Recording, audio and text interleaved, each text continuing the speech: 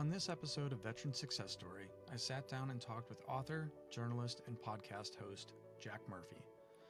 With a career starting in the Army Rangers and then moving on to Special Forces as a Green Beret, Jack talks about his motivations behind where his path has taken him. He currently has a new book coming out titled We Defy that covers the progression of some of the ultra-secretive units such as Special Forces Detachment A, Detachment K, Blue Light, Green Light, and the Special Forces Commanders in Extremis Force, or SIF, as most of you know. We touched briefly on the book, but the main focus of the Veteran Success Story podcast is to talk about one's own path and career progression, focusing on the elements of success that brought them to the point where they're at now. Join us as we talk about everything from isolation during one's time in service, having to face the decision to put one foot in front of the other when times get rough, the buildup of a startup, failure, and ultimately the resilience and fortitude to forge one's own path in the face of a daunting career that makes up the struggle of what is being a journalist today. That was actually the exact reason that I wanted to talk to Jack, was that I've been impressed time and time again with his ability to adapt and stay relevant in a time when most journalists, even seasoned professionals, have found themselves without a job in the current newsroom climate. I hope you enjoy. Just wanted to welcome you to the show, and thanks for coming on. Yeah, thanks for having me on. It's an honor to be brought on to a show called Veteran Success Story, because that assumes that I've been relatively successful. So thank you for that. I mean, I feel with your record there. I mean, we were just talking about it before, but 14 years here going on, and especially with everything that you're seeing out there in the journalistic world and stuff right now. I think one of the biggest draws to that, and where I see it anyway as being extremely successful, is that you've been at the forefront of a lot of stuff. You've been at the cutting edge, but you've also adapted as things have gone along. So, I mean, where you're seeing all these huge layoffs from somewhere like the Journal and whatnot, I see you zigzagging, and you've done stuff with Simon & Schuster. You've done stuff with, you have the podcast here, you have the Substack that you run with Sean Naylor, and it's cool to see you taking a different path, but being able to navigate that successfully and being able to stay within the journalism game. It's not an easy thing to do. Yeah, no, I'm interested that, you picked up on that, because I mean, I've taken a very unconventional path through this field, and it's a field that is fraught with peril in many ways. No kidding. And just alone what you mentioned, I mean, the layoffs over the last 2 years, the people out there who more or less you'd consider like your peers, I guess, like people who are in national security journalism, military journalism, probably most of those people don't have their jobs anymore. And if they're lucky, they picked up a new job, a new journalism job, and continue going along. It's no fault of their own. But yeah, this is a perilous time to be a journalist. Yeah, dog eat dog. And especially with the, it's important to have the veteran perspective out there, I feel, especially with the way that the world is right now. We've kind of seen more than your average American has within that end of things. It's that there's so much that's come out more these days with the ability with the internet. And then, I mean, good Lord, some of the stuff that you see on Reddit with some of the combat footage and stuff out there is just terrifying. The access to see some of this stuff is, but most people kind of turn a blind eye to that. Yeah. Hey man, we're just blue collar dudes trying to break through into the field, a field where, at least at the top levels, they're like third generation publishers. And if you're not part of the club, you're not getting in. Yeah. But let's back it up to the beginning and everything. Your upbringing in New York, and, kind of what led you to pursue a career in the military. It seems like you had a lot of reading and everything with that. You had a lot of exposure through reading to the military end, but you want to go into that a little bit? I mean, sure. I grew up not in a terribly remarkable manner in the suburbs outside New York City in Westchester County, New York. I was reading a lot, and I was very interested in the world in general. and not so interested in the areas that I went to school.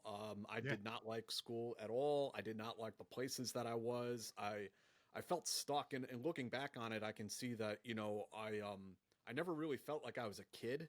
I felt like I was an adult, but I was trapped in this kid's world. And that was very frustrating. I think everyone experiences that as a teenager at some point, right? There's that line that you're going, and making that transition from the world of a child to the world of an adult. But for me, there's a lot more friction, or it went on a lot longer, I think, than maybe it does for most people who are able to just have fun during their middle school and high school years, and into their college years if they do that too. So Yeah. I had a kind of a different prerogative, I guess, and that took me definitely towards the military. Yeah, I mean, was that something to where like you grew up in a situation where you were sort of forced to, uh, grow up quickly at and take on different responsibilities and stuff, or was it just you were kind of always that way? I mean, looking back on it, you can see there's probably a few things that influenced it. My father dying at a young age, Yeah. tends to, strip away some of that like idyllic youth that some people talk about. Changes your perspective on the world. Yeah. So yeah, for me, the world of children was not something that I was really interested in being a part of from a pretty early age. Yeah. Yeah. So I mean, with some of the stuff I read in your biography there, Murphy's Law. Um, was there any particular book that stood out? I know you kind of jumped in towards the Marine Service originally. Yeah. I kind of had some of that same pull, and then you ended up going to the Army and you were like, hey, I want to be a Ranger. Was there something that like a particular book you read, or what kind of pulled you towards regiment? Man, I read so much different stuff, and yeah, I was very interested in the Marine Corps, and got turned off by their recruiter. The Yeah. guy was really trying to hard sell me, but I was already sold. I walked in there, was like, I want to be an infantry Marine, and he kept like hard selling me on it. I was like, well, what's going on here? And so I got fed up. He honestly blew it, and I got upset with him and went down the hall to talk to the Army, Yeah. and the other thing too was that the Army had a lot more in it, and it has a lot more opportunities. I feel it's such a big branch of service. The special operations community is so big, and the infantry itself. There's just a lot for a soldier to do, whether they stay in for 4 years or 30. Yeah. So that was part of it. But I did read those, and really the only contemporary account of Rangers at that time was Black Hawk Down. Everything Okay. else was Vietnam. And Yeah. so I read those LERP books and was just like fascinated by that. Like six dudes out in the jungle, like taping down all their gear so it doesn't rattle around, and Yep. no one utters a word for 5 days. It's just hand and arm signals. It's like I was overwhelmed by how cool that sounded. But that is not what Rangers do today. That is not what the Ranger Regiment does today. So that was kind of and I don't think it's just me. I think it was everyone. You, and our generation didn't have the kind of access to information that kids do today. That they can go out and listen to these podcasts and hear a guy who served in the career field they're interested in tell you like his whole retrospective on his career, and the high points and the low points, and what the job was and what it wasn't, and what he did in deploying. So, I mean, you think about how much information young people can get their hands on today, to help them make their decision. I mean, I think it's a good thing, though. Yeah. Yeah. Absolutely. So I know I just kind of want to gloss over because I know you ended up in regiment, and I know there ended up being an incident that you sort of ended up getting pushed to the back burner, and it was just like you were almost blacklisted by your not so much like just given that cold shoulder. It Yeah, was yeah. The Ranger Regiment RFSs people like it's going out of style. They release yeah. for standards. They'll just kick you out for anything. And I was quite fortunate that the regiment gave me another chance, and I'm forever grateful to them for that. Just to let people know what we're talking about, I was involved in a friendly fire incident in Afghanistan as the winter of 2004, 2005. Whole long story that goes into that. I wrote a couple chapters in my book about it. Um, but afterwards, yeah, I mean, I did experience some of that. Some people who don't really want to go out and have a beer with you anymore, Yeah. who see you as kind of a pariah. And yeah, that definitely affected me. Um, but I moved over to Weapons Squad and Alpha Company, First Platoon, and became a team leader there. And that change was such a huge breath of fresh air. Being a gun team leader was like the best job I ever had in the Army. I mean, it was awesome. Yeah. Do you want to talk about just really quick? Because I know you had mentioned in there, you faced this moment to where you really got down on yourself quite a bit.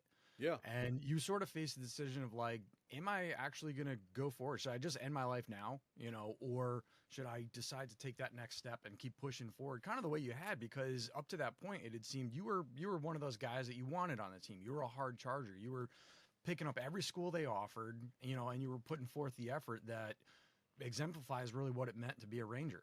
yeah. I mean, my whole identity was in being a Ranger. That was the only thing I wanted in life. And then to see it blow up in my face in like such a catastrophic, terrible way. Um, and yeah, I did blame myself, and I do have my share of the blame. Although there are other circumstances that go into, I was put into a situation with limited information and Yeah. made the best decision I could at the time. And yeah, I live with that decision. But at the same time, I understand that, looking back on it, I was a 20-year-old Ranger, making the best decision I could with what I knew at the time. And it is what it is, and there's not much point in relitigating it over and over again in your mind every day. So at a Yeah. certain point, yeah, I had to forgive myself and let go of that. But yeah, it did come to a head not long after. I mean, when I got back to the United States, and just like looking in the mirror, like it was my chain of command. They didn't do anything negative to me, but they also didn't like, I was never brought into the room and like really talked to about Yeah. what happened, other than the after action review and talking to a military lawyer that I was interviewed by, and all that nasty 15-6 type stuff. Yeah. But I had no guidance on like how do I deal with this? I mean, I was a Yeah. super young guy at the time, and I had read all these books, and I'd read A Hero with 1,000 Faces and all this sort of stuff about the journey that a soldier takes, but there was no guidance whatsoever on what you're supposed to do in this situation, because friendly fire is such a terrible thing that the military itself tries to swipe under the carpet. And the people who are happens. involved are, I felt like, and I feel like even to this day, are not really supposed to talk about what happened. They're not supposed to talk so openly about it. And that's like, I have so much respect for another Ranger, Stephen Elliott, who he is probably the Ranger who shot Pat Tillman. And he's come out and told his story. And he wrote a book called War Story. He's a good guy. But I feel like people like him and I aren't really supposed to tell our stories. We're not, if that incident went slightly different, they would have been probably pinning a silver star on me. But because of the way it went, you go from hero to zero very quickly. And so, yeah, Yeah. looking at myself in the mirror and wondering, like, what do I do? What the fuck am I supposed to do? And I think that, the good thing about being in the Ranger Regiment and being a Ranger is, you can fall back on the Ranger Creed, which was really the only thing I had at that moment. And if you look at the Ranger Creed and read it, there's nothing in there that says it's okay to quit. Yeah. There's nothing in there about that. So, I just kind of doubled down on my job and was like, no, I'm going to push through this. And I'm going to I have to prove to my superiors, but I have to prove to myself that I can do this. And so, yeah, that led into the next position and being a team leader in Iraq. I went right out on the next rotation. Yeah, no pause, no stop, no nothing. I mean, you get back into it. Yeah, which is really, I mean, like you were saying, like your entire identity was wrapped around that. And I wanted to mention it because you're one of the few that has kind of faced it, but then openly talked about it. And Yeah. this is something that I've seen other people that they do that, but they get hung up on that identity.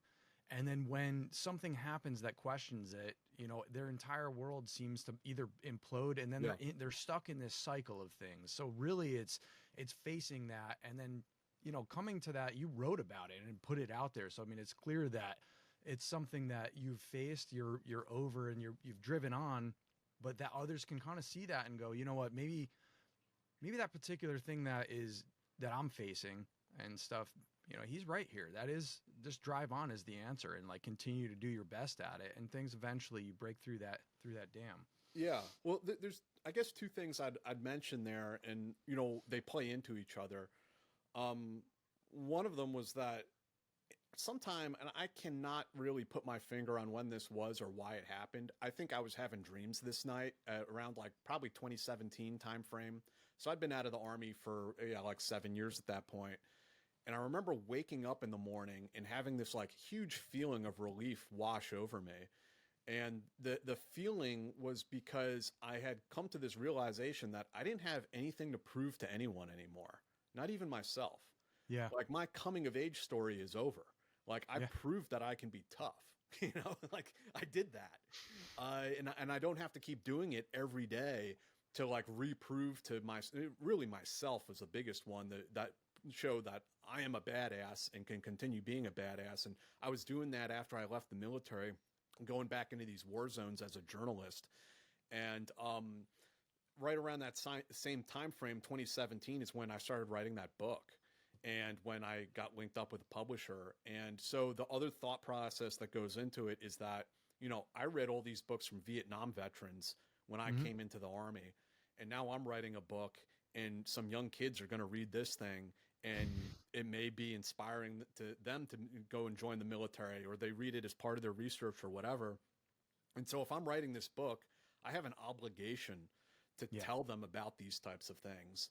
And if for no other reason, to help them avoid it. Like, because I do go into great detail in that event, and some of the after action comments, things like how it could have been avoided. And so I felt like I had a responsibility to tell, young Americans about that. Yeah, and that's not. We had a friendly fire type incident as well. In the deployment I was on. It's not something that's uncommon. No, we it's not. see things with bombs getting dropped from planes. We had one buzz our OP, and they went weapons hot. And it was like, whoa, like, hey man, like, and that's all it takes is just one drop from a fast mover, and you're done. It happens frequently, and it even happens in America's most elite units. Units more elite than the ones I served in, and more selective, where guys are higher trained, and more senior. It still happens. I'm not going to name names or call out specific incidents, but I think the reason why I bring it up is like, you can't ever assume that this can't happen to you. You can't ever think that like, I'm too cool for school. This could never happen here. This could never happen to me. It could never happen in our unit. You have to have control measures and safeguards up to prevent that type of thing. Yeah. So going from that team lead position within regiment, and then moving over to 5th Group there, what I know, it just seemed like, at least from everything that I read and everything, is that it was a natural progression. It was something that needed to happen. You kind of were a giant brain out there, and it was like regiment within there, and they have smart people and everything, but those decisions being made and whatnot. But then you also kind of went into that time frame to where SF, there was a lot changing within the special forces. There was the fact that all of a sudden there was those huge con ops that needed to be put together, and this slideshows getting put up. But the amount of paperwork that the Army was inundated with at the time just became something where it was, I guess we were almost strangled by bureaucracy.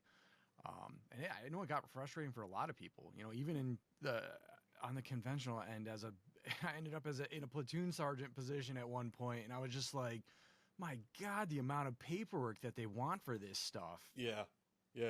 Oh. Well, I didn't know quite all of that at the time. I learned about special forces mostly through a guy I went to Ranger School with, Sergeant First Class Baca. who was like old Sarge, knew everything about everything. I was a E2 at a Ranger regiment, and like I just like admired and adored this guy. He helped me out, helped me get my goes and get through the school. Like he was one of those people who was like super competent, right? And then time went on. I met some others at Army shooting competitions, like Master Sergeant Chabowski from 10th Group, Master Sergeant Wen from 1st Group, and I thought they were just like the coolest, most interesting guys I'd ever met. Like telling me about doing stuff in Southeast Asia and living in Germany, and also being like in the war in Iraq and all this other. I'm like, this is super cool. And at the same time, yeah, I mean, I loved Ranger Regiment. I still do. But I had also been there like, what, 4 years, and had seized Lawson Airfield at Fort Benning like probably 15 times. It's like, it does get a little, the deployments were super cool, but the training cycle gets pretty old pretty fast. And I felt like I was ready to move on and learn some new things and do some new missions. Yeah. So, I mean, do you want to talk about some of the, just throughout your journey with everything, some of the skills that you acquire, the camaraderie and stuff that, you know, just, what was the impact and stuff that it had on your personal development, you know, kind of moving towards the outside of things, like what your career was afterwards? What sort of inspired you, or what did you pick up from personal development within the military that inspired the outside? Well, you know, at the time, my only thought or desire was to be like a real life GI Joe, and you know, learn everything about everything. Be one of those old Sarges that I had met. You know, be one of those guys.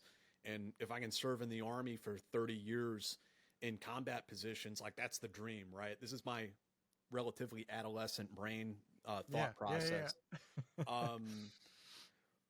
But I mean, yeah, I got to do all kinds of different things throughout the Army. I mean, I started off as a Carl Gustav recoilless rifle gunner, then sniper, did sniper school, did ranger school, then on the on weapons squad, dealing with the machine guns and employing the strikers in Iraq.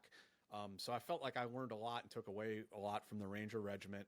And then going through the Q course, you know, learned a lot more. And then when I got the group, I mean, we were standing up a new battalion, and they just sent us to schools all day.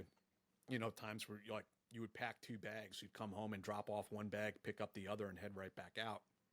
It was a fun time. Yeah. But I didn't have any conception of like the outside. Like, what the hell did I know about that? Basically nothing. You know, I remember our senior medic even telling me one time, he's like, you know what NCO stands for, right? No chance on the outside. Yeah, you've been indoctrinated too long.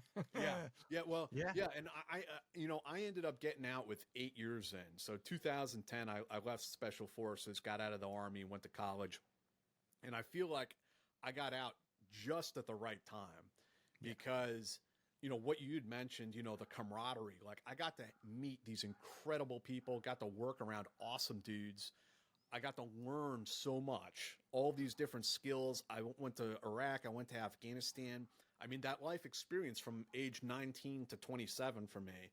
I mean, think about how much my life changed during that. Oh yeah, it's accelerated for sure. Yeah. You know, I mean, anybody in those positions, like you, from the beginning, you know, you already were a kid who it grew up fast, you know, like you had said.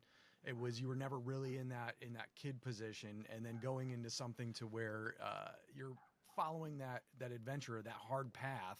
Yeah. And getting forged into something that, you know, the more experience you have and the harder the path. What is it? I'm trying to remember who exactly said it, but the quote, he is best who's trained in the severest school, you know, and it's, you put somebody in those positions, you know, enough times and stuff. It does, it forges people. Some people, you know, it's, I think it's something that kind of forms, you know, and I feel that hard journey is something that's sort of necessary and something that we're lacking a lot of these days. Yeah. I mean, it's definitely a male thing to, the military, you know, provides that sort of like warrior archetype. And I mean, yeah, looking back on it, I mean, I was a wild man, you know, the play hard, work hard, play hard. drinking all the time. You know, whenever I could take leave, I would go on vacation to like Yeah. some crazy part of the world. You know, I graduated Ranger School and then took leave and went backpacking in Costa Rica for like 2-3 weeks. I mean, Oh, it was why just, not?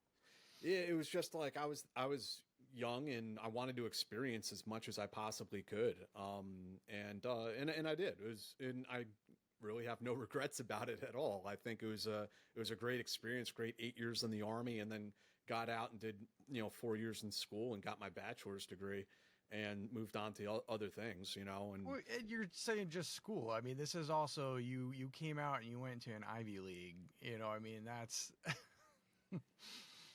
yeah, I mean, at the time, and maybe it's still, I imagine it's still true. I mean, Columbia was pretty aggressive about recruiting veterans. okay. And there was probably 150 of us or something like that on campus. I mean, there's a good number of us. That's a good clip. Yeah. And I applied to Columbia and NYU, and I got into both schools and went to Columbia. And again, it's another one. I did not like school all that much better the second time around. Mhm. I still, I'm not an academia kind of guy. I don't think. Yeah. But much like going to Ranger School or one of these other courses that kind of sucks at the time, I took away a lot from it. And being a political science major, it helped me understand the world and contextualize the things that I would come to write about, and broadened your perspective Yeah. greatly beyond the tab spec for machine gunner in Ranger Regiment. Yeah. No kidding. No kidding. Do you want to maybe talk about a specific event maybe that shaped your perspective and how that influenced your writing and or maybe even your journey through school? And because I mean, I know that I'm really a big proponent of using your GI Bill, not only for the fact Yeah. that it's a nice buffer in between two. It allows Yeah, you yeah. to sort of unpack things without, you're getting paid while you're back in school. So it kind of takes a little bit of that financial strain off that end. Uh, and that's really, I think it's a good buffer, but at the same time too, you have to learn again how to deal with the civilian world. It is very different. Yeah. It's not, especially these days, it's not as curt, and as, just straightforward as the military. And really, it seems like the lack of common sense out there is as well in a lot of areas. Yeah, it's hard. It's hard for me to put my finger on like any one particular event. While I was in school, I started writing. I started writing novels actually first, and then started writing journalistic stuff a little bit later on with a startup company. I met some journalists along the way, but journalists have never been a huge influence or like I never had like a journalistic mentor or anything, which Yeah. meant I made a lot of mistakes along the way, but I also learned myself and I did exactly the things that I wanted to do. And I mean, I did kind of fall in love with it when I realized that doing this job, I mean, it enabled me to do things that the military would never, ever let me do. I mean, I made illegal border crossings into Syria. I hung out with organizations that, like the PKK, that our government considers a terrorist organization. Yeah. Went right into battles with the Peshmerga with like IEDs blowing up all around us. I mean, I did stuff that the military would be like, "Oh fuck no, Murphy, are you out of your mind?" And so I did kind of, and I still do kind of love it. I don't do so much of the like wild man overseas stuff. combat reporting. Yeah. Yeah. I feel like I kind of grew out of that a little bit too. Not that I wouldn't go back and do it again, but it would only be for a good reason. I did go to the Philippines in 2017 and covered things there, but that was kind of the progression. And then one thing leads to the next. I mean, you work on a big story and you think that's the biggest story I'll ever work on, and then another one comes, and another one comes, and it gets to be more stories, more information than you can even process. So you have to pick and choose which ones you want to focus on. And I've done I've done all kinds of stuff in the national security space, from covert CIA operations uh, special ops raids. But I've also done sex assault stories. I've done missing persons. I've done murders. I've done domestic violence. So that you had a political science degree, but you went into the journalism, and like, where was that shift, that pull towards it? Was it something you just got sucked into, or like you started doing it and like you just realized that that's where your passion lied? Yeah, yeah, no, I did not know that I had any passion or even interest in journalism. The political science was kind of a natural outgrowth of my other interests in life. And, I started off as a history major, and then taking a history class on West African history, the professor I thought was so obnoxious and so dumb that I actually changed my major to political science. Um, and, uh, and I do like political science. I mean, if I were to go back to school, I would probably look at, international affairs, international relations. Um, so I co-founded a startup company while I was in college. And the idea behind it was that it would report and, give information on special operations. Yeah. Especially something at that time, there wasn't a very big footprint at all. Like there was really nothing. It was still that very tight, it was closed. This is 2011, 2012. Yeah. And yeah, there was very little out there. I mean, as far as the internet presence, it was like there were a couple like bulletin boards, like forums on the internet where I'm trying to think of the name of one of them. I know exactly what you're talking about too. There's a couple. Oh my God. What's it called? Yeah, where it's just like it's almost like old Reddit boards, Socknet. but no pictures, no anything. I know it. Yeah, Socknet. Yep. That's exactly. And it was like there was these grumpy dudes who just like hated on anyone and everything and anyone who had any interest in special ops. Like, go away, you piece of shit. Blah blah blah. Yeah. It's like Exactly. It's ridiculous. So when I started working on this website and it started coming out, I mean, it caused a bit of a ruckus in the community, as it were. There were a lot of people who didn't like it at all, and people who wanted to have it shut down and all this weird stuff. I mean, the command sergeant major of SOCOM at the time would be like sending me emails like, "You have to go through me." Like, no, I don't, dude. Actually, let's have a conversation here. I'm not one of your boys. I'm not one of your Joes. You can't tell me to do shit. So it was a very interesting and very funny experience, but and yeah, I mean, it's fascinating to think about, how much things have changed, where like now Delta Force dudes have these Instagram accounts and they like put all kinds of cool stuff. I mean, I'm not trying to, badmouth anybody. I'm just saying the environment, the social media environment is totally fucking different Completely than it was in the game. 2012. Yeah. Massive difference. Yeah, I mean, do you want to talk about how you brought that to market, and we're at the forefront of that? I mean, that's really, again, that's part of a lot of what I admire about your career and everything. You've shifted. You have this to stay ahead of the curve there. Yeah, I mean, to do this, you got to have a lot of irons in the fire, and some of them will take and some of them won't. And I have been incredibly fortunate, as we were speaking about earlier. I mean, a lot of people have been laid off. A lot of people have left the field of journalism entirely. It's honestly a pretty shitty industry. It's a great job, but it's a shitty industry, which is sort of how I felt about the Army after a while. But I mean, the marketing side back in those days, I mean, I had very little to do with. I was the editor of the website, and so I was on the news side. And, as, you start up a website like that and suddenly you realize, oh, I actually got to write news. I can't just sit here and tell war stories about what it was like back in 2005. Who cares? And that's why I started like going to Syria, started going to Iraq, going to the Philippines, different places like this, and reporting from the field and doing investigative journalism. That's kind of what it grew out of. Unfortunately, the company CEO was one of these like entrepreneur bros, and did not know how to run a business at all, and it was pretty disastrous.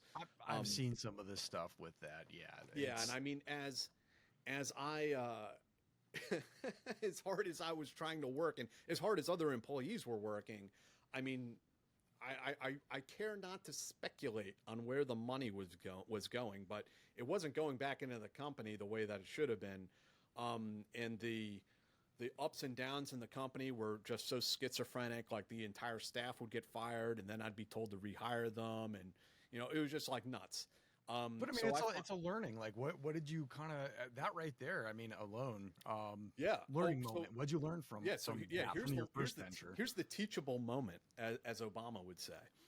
The teachable moment is that when you start up a company, you get an emotional attachment to it, and especially as like a former special ops guy or former soldier, you have this never quit mentality. Like if I just work hard enough through sheer willpower, I can make this happen. And I did help turn it into a multi-million-dollar company. However, I could not change the fundamental characteristics of the person who owned the company. In fact, I may have been teaching him the wrong lessons, because me being able to being willing to put in 18-hour days into it, I think I'm showing him that this company can be a success and he'll invest in it.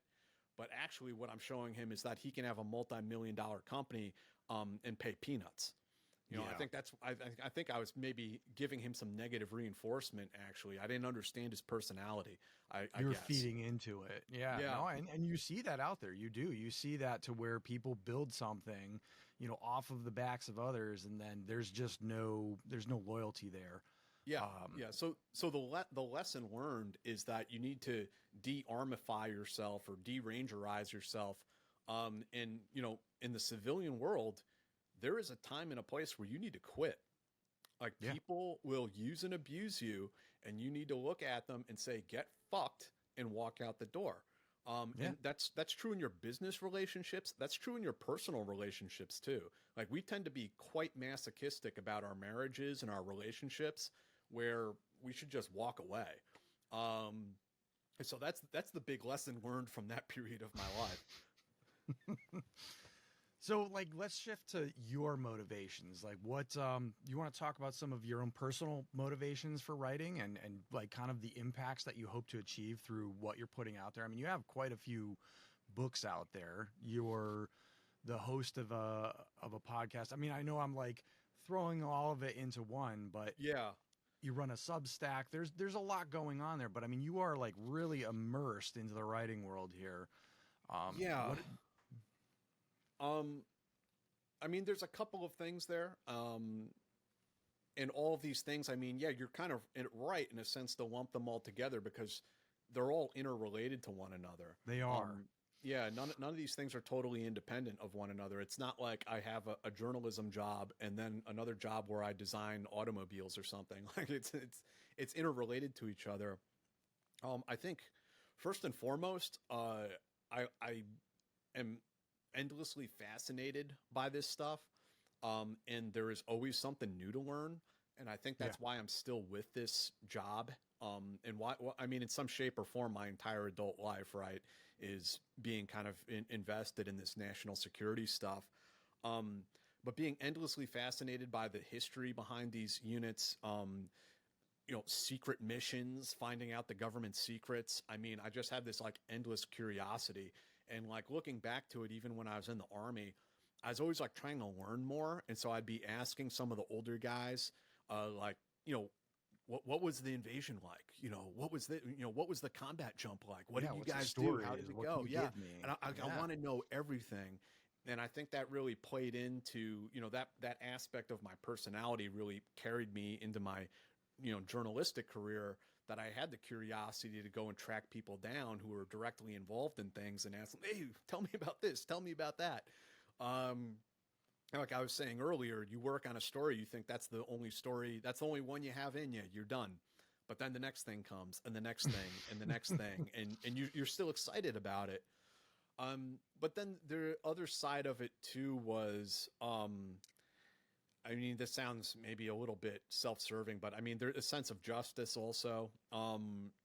As I started to come into the realm of covering sexual assault stories and murders and domestic violence stories. I mean, all kinds of disgusting stuff that I've covered over the years.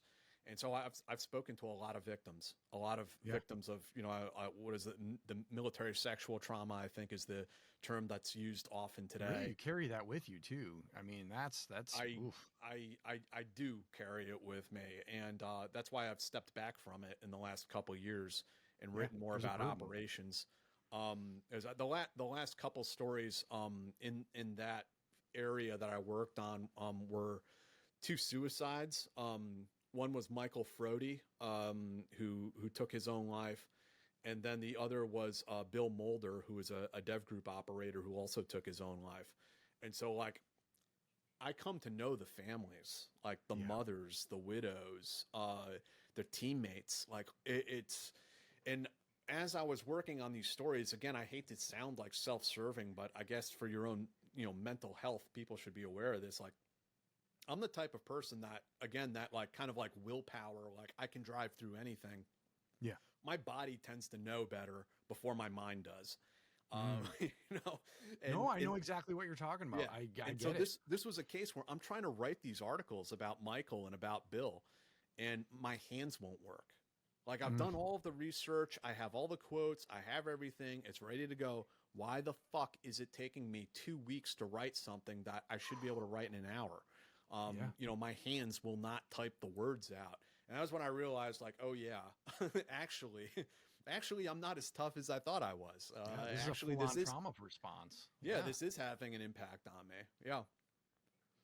So, like, I mean, on that and stuff too, I mean, carrying that burdens from everything, because you really do, as writing and stuff, and writing something correctly, you're immersing yourself into that, where you are really experiencing a lot of those same traumas and stuff as the victims and the families and everything else. But within your own traumas and things that you've talked about, have you found like a therapeutic end of that, or at least found that has been therapeutic for the family? Because I know with you talking to them and you interviewing them, you're taking on some of those burdens yourself as well. But I'm sure that you see the therapeutic effects of them facing some of that too.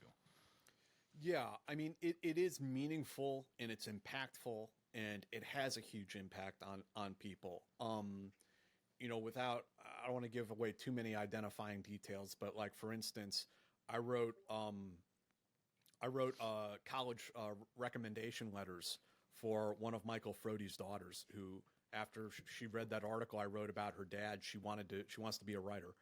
And so it's things like that the thing about, especially what we do today digitally, is you can see how many people read your article or at least looked at it. And maybe that number is 500, maybe it's 500,000, maybe it's 1.5 million.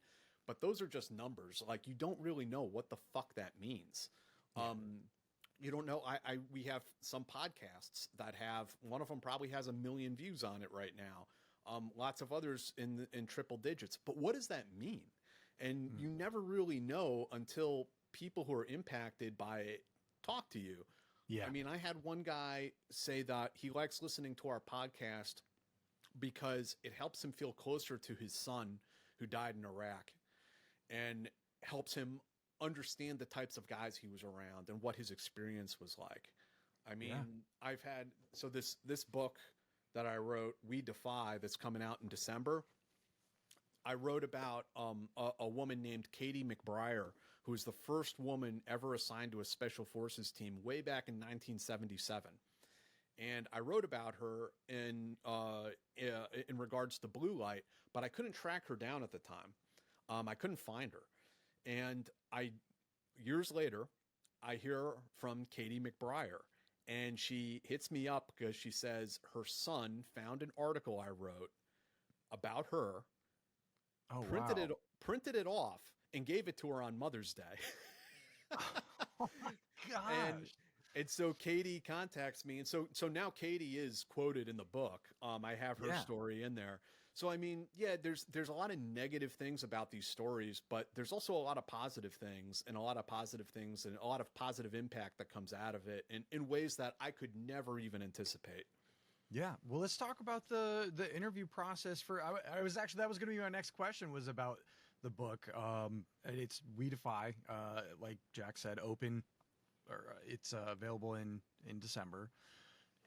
But the interview process that you went for, I mean, Blue Light, you're looking at super clandestine, and this is an older unit. And so what did that look like for you getting the process together to write this thing and getting those interviews and knowing who to talk to and what FOIAs and stuff to get? Do you want to go into that? It was an extremely, I'm sorry, I don't know if you can hear that. I'm just going to. No worries. Okay. Yeah, I mean, I've written about, CIA covert ops that have gone wrong. I've written about special ops raids in Syria. I've written about so much stuff. I mean, secretive units and special forces history. Yeah, all of it. And it's almost always an uphill battle. Very rarely do these stories just sort of fall in your lap. Maybe if you work for the Washington Post or the New York Times, you have, the deputy director of the CIA, or you have the deputy commander of JSOC calling you up and telling you this or that. If you're a small guy like me, you really have to hustle for these stories. And so the interview process, I mean, it's always different, but you hope that you break through somewhere. And I'm trying to think of what the breakthrough was with Blue Light. I know I had a couple names of people who were in Blue Light. One of them was Taffy Carlin. It took me a really long time to get in touch with him. I think that maybe my first entryway into that may have been Mark Boyott, actually.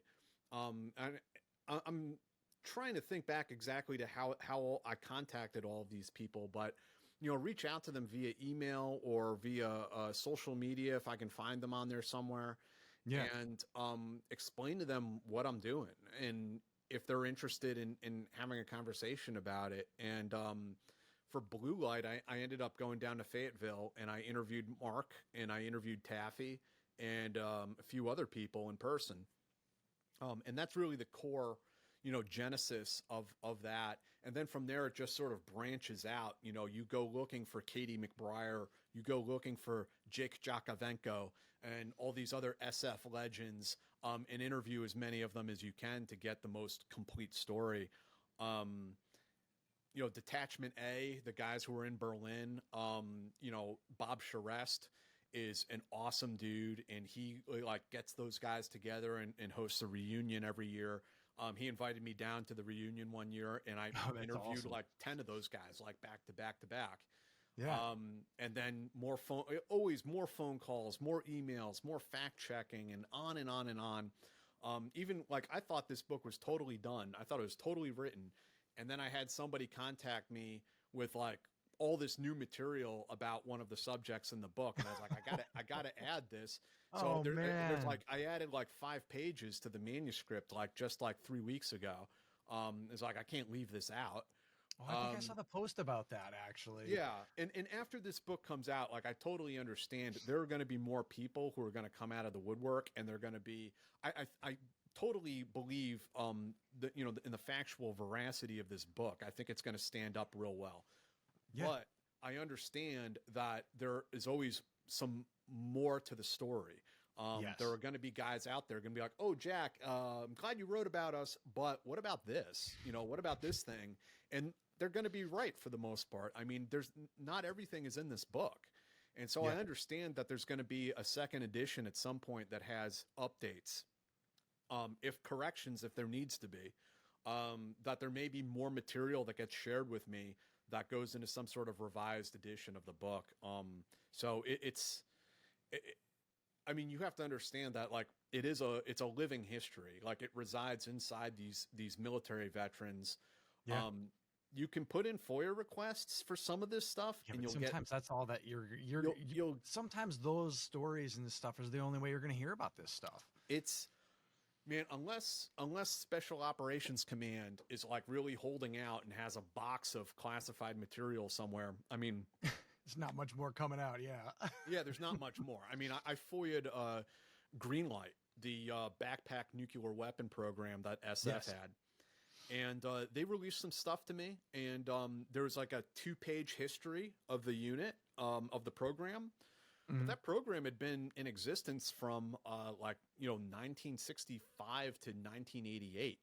It was like MacV days. All you got for me is 2 pages, and Yeah. and it was helpful. It was a helpful history. It was a good little history piece that somebody put together. And then there were some transcriptions of oral interviews that were done with like 2 different guys who were in Greenlight. And so it was helpful, but it doesn't tell you the story. It really doesn't give you the surface. It's surface level. Yeah. And you really have to go and talk to the people who are directly involved. It's like, and that's why this book is primarily primary source interviews with, people who did it. It's a chunk of history that like people either it's if someone doesn't write about it and pull it apart like that, it's going to get lost, and it takes someone like you to go out there and find those people and do the legwork and have really that passion to put something together. And that's something that's it's commendable, especially this day and age where there's not much in it. I know. Is this one something that you're self-publishing? Yeah, I'm self-publishing the book. Was there like something that led you to do that on this one as opposed to, I know some of the other stuff, like I believe your other Murphy's Law was through Schuster. You have a few other things that were through another outlet. I've been published with Simon & Schuster, with St. Martin's. I self-published my novels and then self-published this book. And I just kind of, first off, I'd have to find a publisher that wants to publish kind of a niche piece of history like this. Yeah. Maybe Casemate might have been interested. I was gonna say Casemate probably would. Yeah, and nothing against them. I have nothing bad to say about the publisher. It was just I looked at it and I was like, well, self-publishing has a couple advantages. I think particularly for me at this point, I've been doing this for like close to 15 years. I think anyone with an established name within the industry and stuff has kind of started to gravitate towards that route. Yeah, I do this podcast every week that I can market my own book through and get the word out that way. And believe me, from working with Simon & Schuster, those publicists do not do a lot for you. They're not. I am very aware. I get it. It's to a point, but and it has its purpose. I think like really the first few, there is something to having something that's a published work as opposed to a self-published. But once you've gone through the hoops and gone through enough of it and done enough work, which I mean you certainly have. Yeah. It almost seems that is the route, and it seems to almost be a route to where other people are starting to realize that it is really a viable option these days. And I also, self-publishing it, I got to write exactly the book that I wanted to write. Yes, this is absolutely something like that. This is it. There's a foreword from former Secretary of Defense Chris Miller. I wrote an intro. Then there's 5 chapters. In each chapter is its own self-contained work. It's not just a linear kind of story like most books are. Each chapter is its own thing, although there's a lot of crossover, even similar personalities in some cases. So there's a chapter on Detachment A in Berlin, Detachment K in Korea, Blue Light, the first counterterrorism unit, Green Light, the nuclear program, and then the Commanders in Extremist Force, the Special Forces Direct Action teams. And then at the end, there's like a brief epilogue where I share a few like opinions or lessons learned. I try to keep the book as like neutral and unbiased as possible, without editorializing. But at the end, I met so many amazing people during the journey of writing this book that I felt like it would kind of be like a wasted opportunity not to at least say, hey, this is my personal opinion. Here are my personal takeaways from writing this, and people can accept or disregard that as they like. No, I can't wait to see the final copy. I know what goes into your work and everything, and I've seen what goes into things. Thank you. From having been there too, and I'm really excited to see the final come across I know the Kindle edition, you can order that now on Yeah, Amazon. you Do you can have a pre-order it hard now. copy coming too, or? Yeah, there's a paperback. It'll be available December 9th. They won't let me set up pre-orders for the paperback. I don't know why. That is, yeah. They're also going through a transition period too, and we could Are talk they? off camera between KDP and different things going on there. I'm not sure exactly, but we'll Hey get into man, the weeds on the other stuff. Amazon has done some great things, but man, they killed Comixology. If you remember Okay. that, I used to read comic books on there all the time, and they they bought Comixology and destroyed it, and No. nothing has been the same since. So hopefully they don't screw up what they've done with KDP, because I mean there are a lot of good things about that Yeah. program they've set up. Yeah, for sure. So let's kind of shift a little bit in the veteran perspective in the media and the importance of veterans being in the media and the challenges in being part of that world. Because I mean, you're talking, quite honestly, journalists. It's a low paying job, high risk for someone who wants to be a war correspondent or something. But it seems that it is important to have veterans out there and represented within the media. Like, what are your thoughts on that? Yeah, man. I mean, it just goes into like the general diversity of the newsroom, and veterans are just one group. We're not Yeah. the most important or more important than anyone else, but I mean, it's just one more part of diversifying the perspective in the newsroom. I mean, Yeah. your Middle East department should have probably some Arabs in there and some Arabic speakers. I don't know. I'm just throwing out crazy thoughts here, but like your national security department or whatever it is. Should probably have some military veterans in it because of the experience and knowledge that they have. And they have this a greater ability to hear what the military is saying and call bullshit on it. Yeah. A lot of Well, I these. know that was one of the things too with the Wall Street Journal, where they let go of their last remaining veteran in the war room, which was Ben Kessling.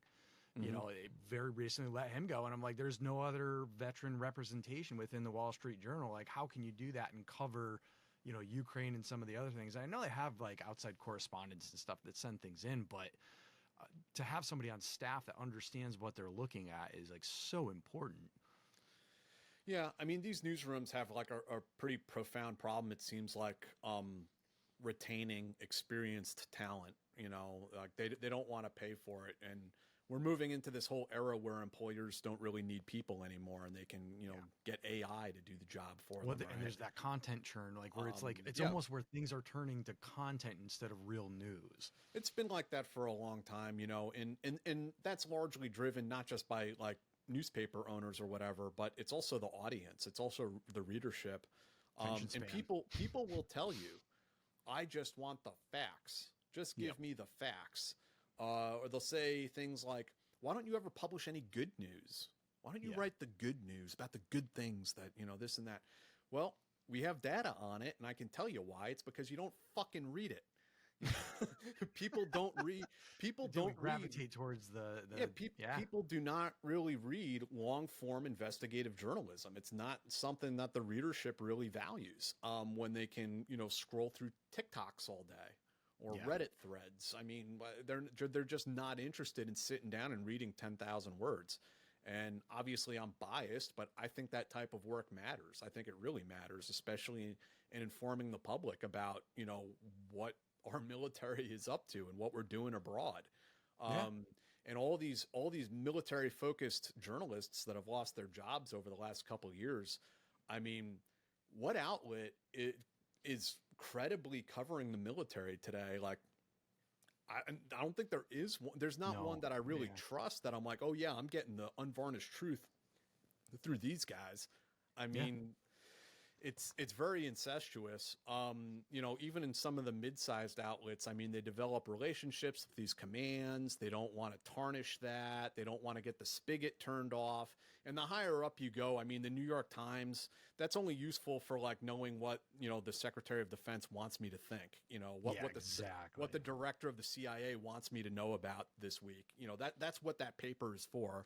And I mean, I'm sorry to like be kind of, I mean, I know I sound kind of like an abrasive dick, but I mean, all the stuff that happened with the Washington Post over the week, it was Man, did you guys like really think that this was like a fourth estate that was looking after you? Like, did you Yeah. really believe that at this point? You know, these are moneyed interests, and you know, to Yep. quote George Carlin, you know, power is going to do what power wants to do. Yeah. It's not looking after you. Come on. No.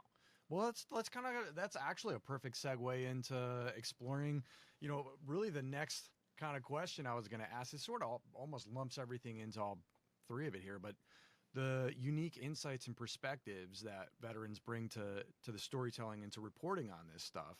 The work that you're doing with Team House and the stuff that you're doing on High Side on the Substack with Sean Naylor. Let's go into that. You mind talking about any of Yeah. that?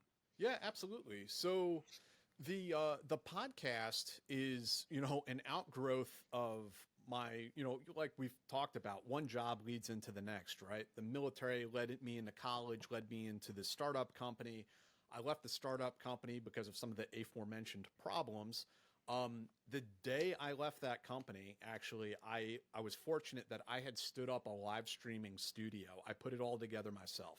It was crazy. But initially we were going to live stream games. We were going to do gaming live streaming. It was like it was just a business idea that What's I this was going to Twitch try to. before Twitch? Twitch was around at that time. Okay, okay. And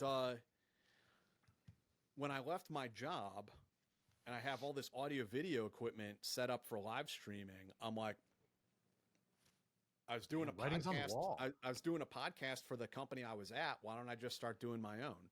So Yeah. it was like literally the day I left the job, I was like, hit go live. Here we go. Have no idea, barely know how to use the equipment. Yeah. It was kind of disastrous.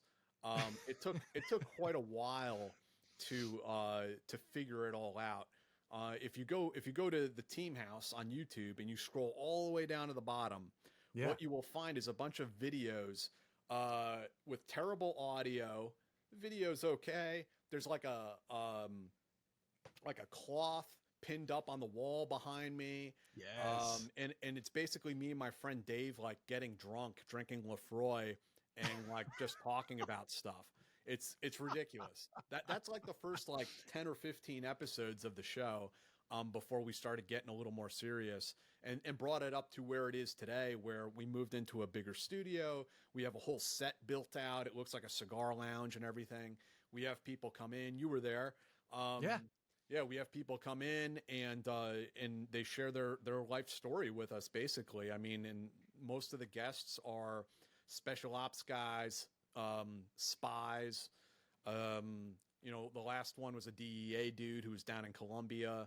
So there's some federal law enforcement, FBI, even foreigners. We talked to foreign special ops guys.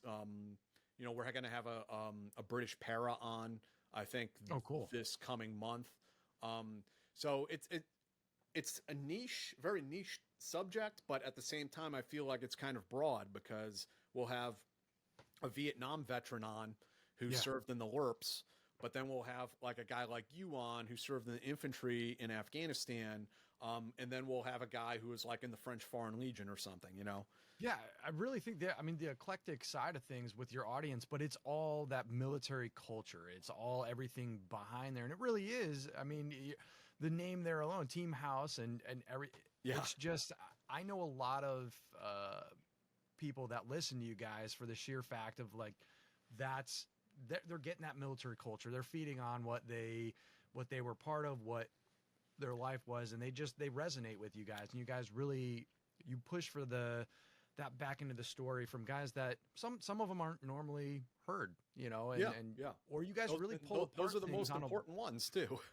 yeah, it really is. It really is. It's you give a voice to things that people wouldn't hear otherwise, but it's real. And the way Yeah. that you do it and you do it live, it's been cool to watch The and be part of. Jeez. I mean, the whole vibe of it from the beginning was that you're in this sort of like relaxed environment, you know, like you're hearing the story from your buddy at a bar. Yeah. Right. That was always the theme of it. So I think, yeah, people feel pretty relaxed, you know, when they come on the show, and we are usually pretty professional for the most part. A few hiccups. Some of those ads sometimes. No. Oh man, Yeah, that's another thing. So, but yeah, so the podcasts have that going strong. Um, and we make money through a couple different, like, as far as like for other people out there interested in this stuff. I don't need to go more in depth than you need to, but so there's some different revenue streams off the podcast, off the YouTube videos, Yeah. sponsors. We do sponsorship reads. So there are a couple of different revenue streams there that you can get going. Uh, and then I do the Substack. So I continue to do long form investigative journalism in the national security space for people who really are interested in that. Yeah, you never Myself, stopped on that end. It's no, and cool to see. I never will either. Um, and me and Sean Naylor do that together. Sean's a much more, he's a legit journalist, like a legit dude that like came up through the ranks and wrote for the Army Times for many years. And I'm lucky to work with him. You know, I've worked with some editors who just know nothing. Like that's a part of this space too that you have to understand is like a lot of these editors know nothing, and they will take the word of a government official over your investigative reporting because it's safer for them to do.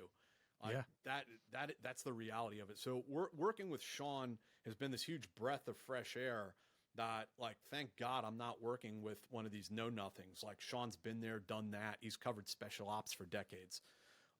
So we run that together. We got that making a small amount of money, which is good. And then I maintain, a day job. I work for a website called connectingvets.com. And it's mainstream military news, and things that are relevant to veterans and veterans benefits and things like that. And I've probably been there close to 4 years now. Wow.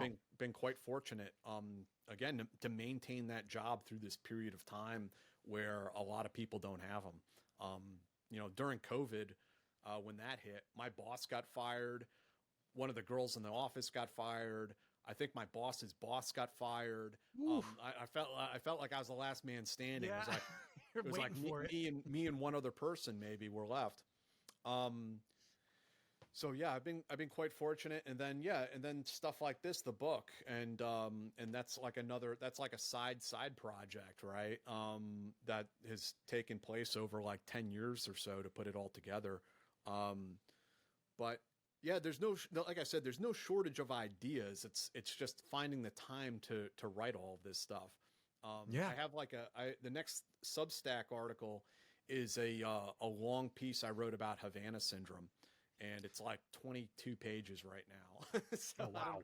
I don't know what size it's going to be when it comes out, but I interviewed a lot of the people, the original Havana cohort, the people who got hit in 2016 and 2017. Yeah. And that's the focus of that. Oh man, that's so.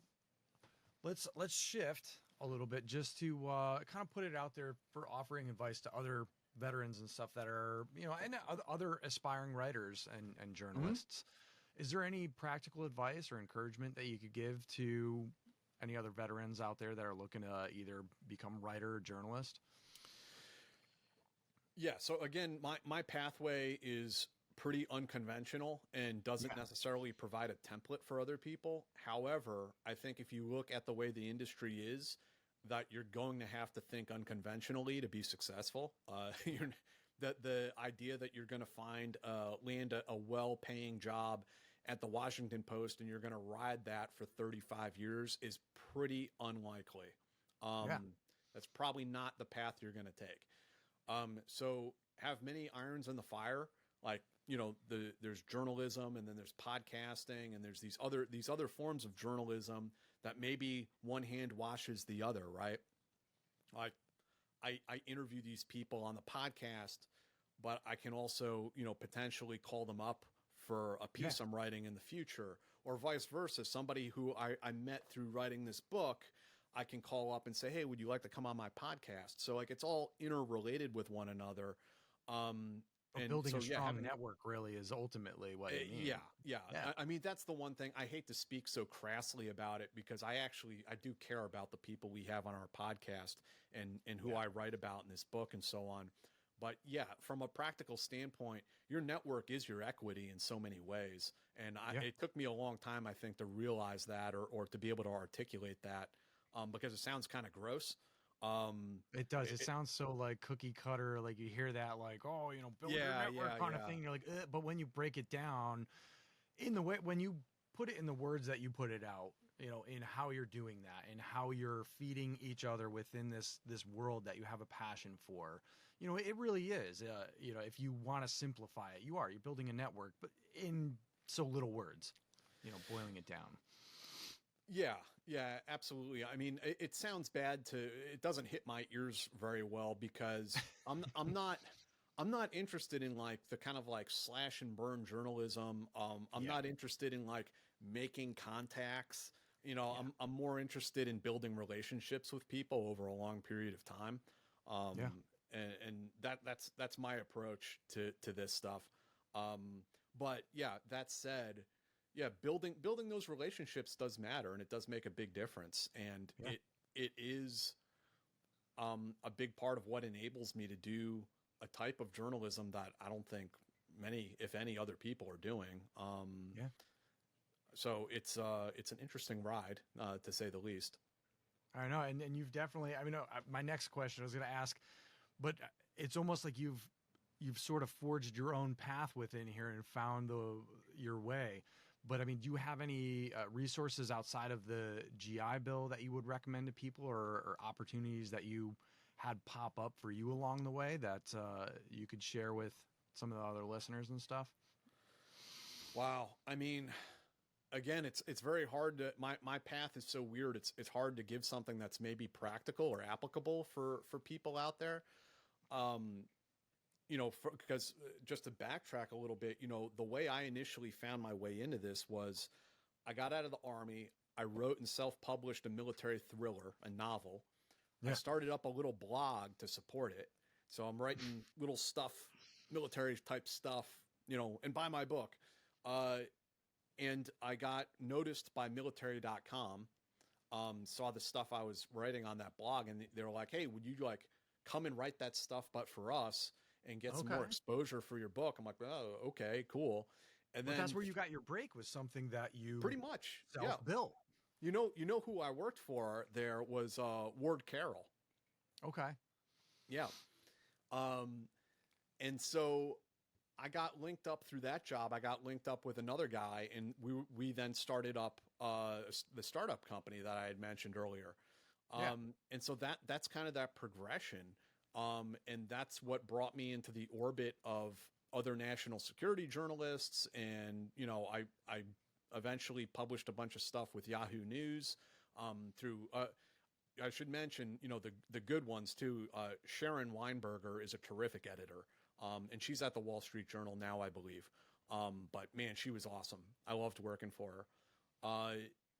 And so that's kind of the pathway. So I guess the takeaway there is, maybe it was Stephen King who said that writers write. It's a little cliched, but if you want to be in this space, you need to occupy it. Occupy the patrol base by force, right? Do the reps. So yeah, going out there and building those relationships we talked about, and writing. And maybe that's submitting your work to some small publication. Maybe it's just starting a Substack or a blog or something. Or maybe you're doing stuff on Instagram. I mean, it sounds like I sound like Gary V or something when I start to talk like this. I know. But what I'm saying but there is something there. There's something there. They wouldn't be saying that, and it's someone else that gets it. It's going to resonate with them. It's they might hear it from that channel, but hearing it from you and hearing that military end, they're going to get it. There are some avenues, and what seems like kind of small fry bullshit at the time. Or maybe it doesn't. Maybe it feels like a big deal at the time. Sometimes it does. But all of that stuff, all those things are stepping stones. All the things we've been talking about here, they're all little stepping stones. My time in the military, leading into college, leading into journalism, right? It's like your CV is kind of building one thing on top of the other. And that's what's enabled me to, again, I feel quite fortunate to make my living as a writer. I mean, Many Yeah, people and be try. immersed in it. Yeah. Yeah, many people try. And it's tough. And you're not going to get rich off of it, that's for sure. But Yeah. it can be done.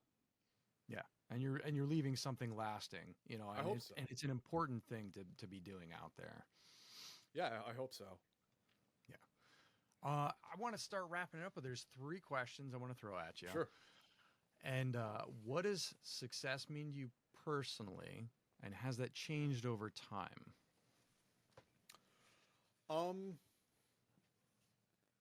I think when I was younger, success was very it was a little bit more egocentric. I mean, you remember what we were talking about is like I had to prove something to myself.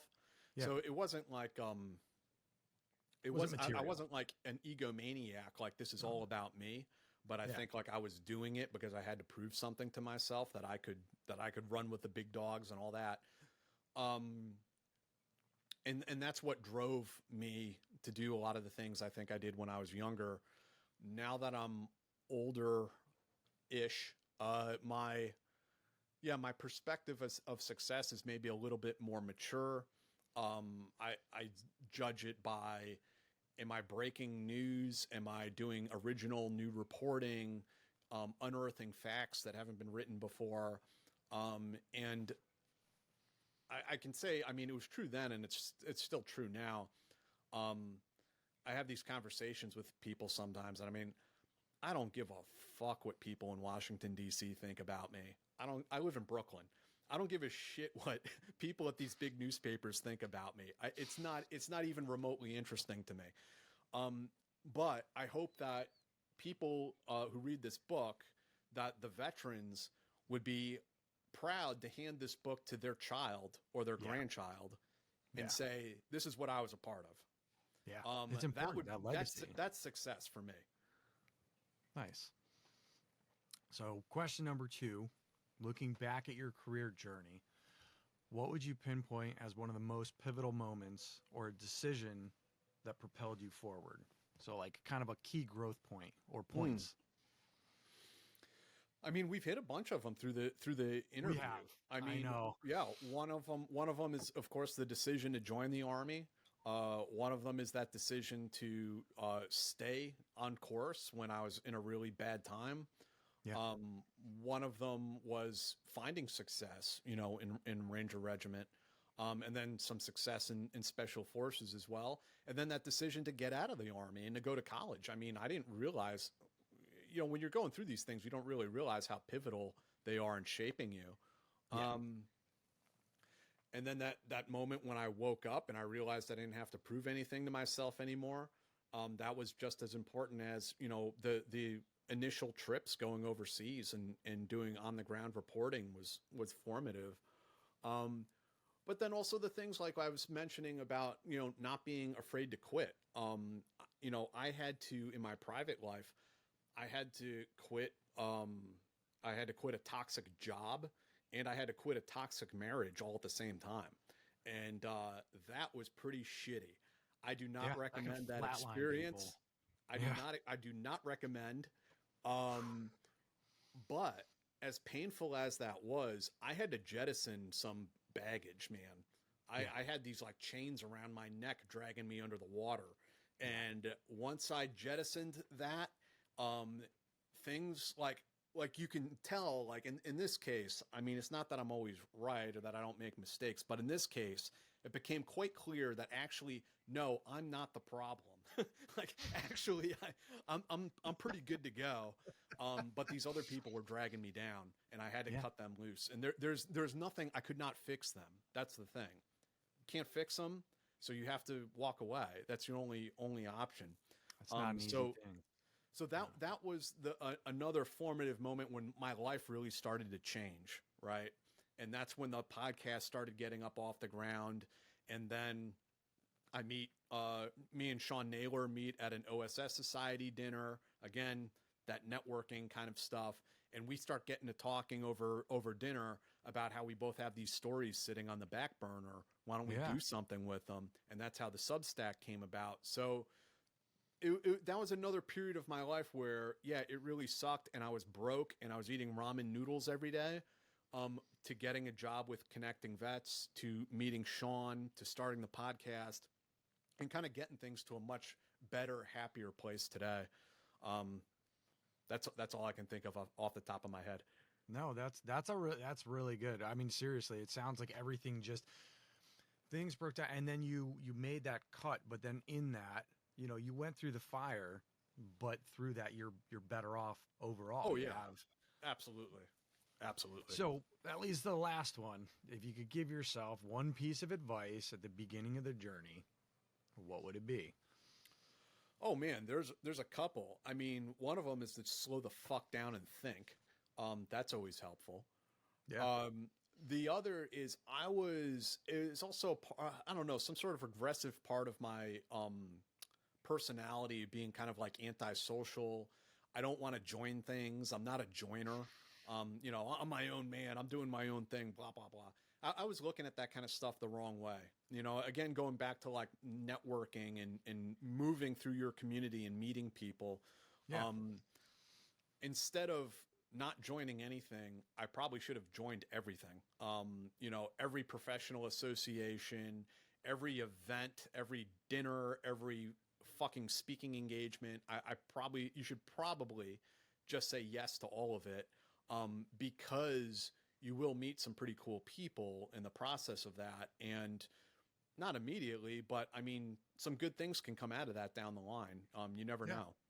So simplifying what that, I know again, it's something that's cheesy and gets thrown out there, but at the same time, there's some truth to it of getting comfortable with being uncomfortable. Yeah. Like the thing that you shirk is really the thing you should be doing because you don't know. Yeah. Yeah, absolutely. Yeah. Keep many irons in the fire, and you never know what's going to happen. Yeah. Well, Jack, hey, it's been great having you on. Hang on just a minute, and Sure. I'll talk to you on the back end, but thank you so much for coming on. Yeah, thanks for having me. For those of you in the audience, make sure you pre-order a copy of Jack's book titled We Defy: The Lost Chapters of Special Forces History, which releases on December 9th. Thanks for joining us, as I hope you've enjoyed this episode, and as we bring more high-performance guests onto the show in hopes to inspire more of you to create your own path, or to help you possibly improve some of the things that you might be implementing in your own lives or struggling with. It's through working with each other and by learning from one another that I firmly believe that we can create a better future together. Until next time, this is Veteran Success Story.